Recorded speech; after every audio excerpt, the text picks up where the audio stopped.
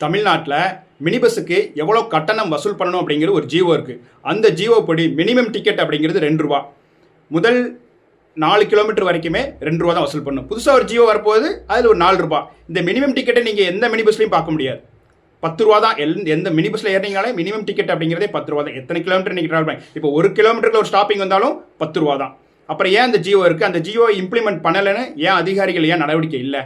நாங்கள் ஏபிஜிபி சார்பாக நாங்கள் இதுக்கு புகார் கொடுத்தோம்னா, எந்த மினி பஸ் மேலே கம்ப்ளைண்ட் பண்ணுறோமோ அந்த மினி பஸ் மட்டும் ஒரு நாளுக்கு ஒரு நேம் சேக்குக்கு அவங்கள மட்டும் நிப்பாட்டி அவங்களுக்கு ஒரு 10,000 ரூபா ஃபைனு அப்படின்னு ஏதோ ஒரு ஃபைனை போட்டு சார் உங்கள் புகார் மேலே நடவடிக்கை எடுத்துன்னு சொல்கிறாங்க. இது ப்ராப்பர் நடவடிக்கை இல்லைங்க. இது பியூராக அரசாங்கம் பொதுமக்களை ஏமாத்தும் வேலையாக தான் செஞ்சுக்கிட்டு இருக்கு. ஏன் இந்த ஜியோ இம்ப்ளிமெண்ட்ல இருக்கா இல்லையான்னு அதிகாரிகள் தான் பார்க்கணும். அந்த அதிகாரிகள் தூங்கிட்டு இருக்காங்களா, வேலை செய்யறது இல்லையா? ஏபிஜிபி சார்பாக நாங்கள் பலமுறை பெட்டிஷன் வச்சோம், அது எந்த நடவடிக்கையும் இல்லை.